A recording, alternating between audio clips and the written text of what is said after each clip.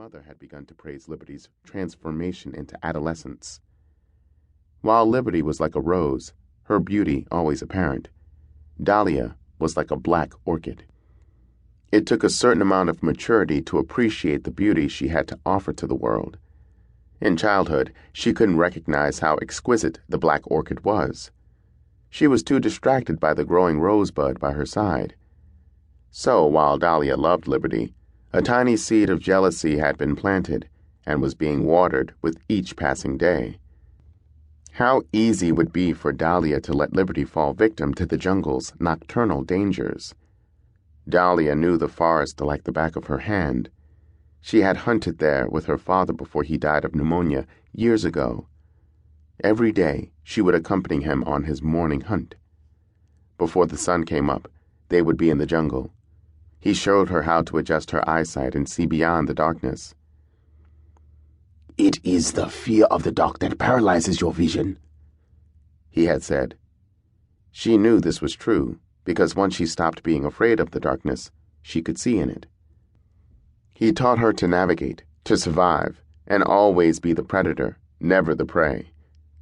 So as she stalked Liberty, she smiled at the fact that she was the better of the two in this moment. Liberty's soft features wouldn't save her from the jungle. Out here, Dahlia had the upper hand. She could practically smell the pit of quicksand that Liberty was about to run into. Dahlia smiled as she imagined her pretty cousin sinking into the abyss. The thought of destroying Liberty was ever present in her young mind, but there was not enough hatred built up in her heart for her to follow through just yet. It would take years of separation and building animosity before Dahlia fully turned against Liberty. She watched Liberty inch toward death unknowingly, and just as she was about to be sucked into the sandpit, Dahlia called out to her, "Liberty!" Liberty stopped mid-stride and turned toward Dahlia's voice. "Dahlia!" she cried out. It was so dark that Liberty didn't see Dahlia until she was right in her face. Liberty's tears instantly turned to anger. "I told you not to leave me. I told you we would be trapped in the dark. Why didn't you stop running when I called you?" Liberty shouted as she pushed Dahlia in frustration. "I didn't hear you," Dahlia shouted in her own defense as she pushed Liberty back. "If it wasn't for me, you would be stuck out here. You shouldn't be so weak. Only the strong ones survive. I'm the strong one. Remember that."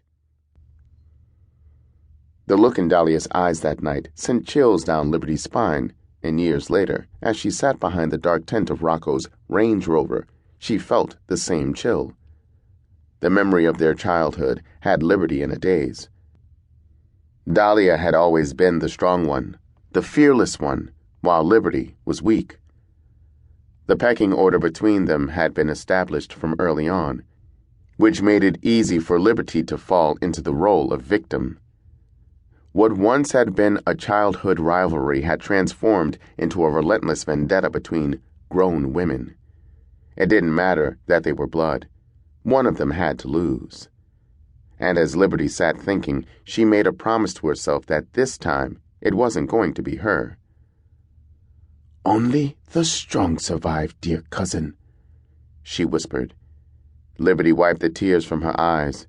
She was tired of sulking and mourning the loss of Poe. "If he wants to choose a bitch like Dahlia over me, then I'll let him," she thought. "I've tried to warn him, but it's clear that he has to be bitten before he realizes he's sharing his bed with a snake."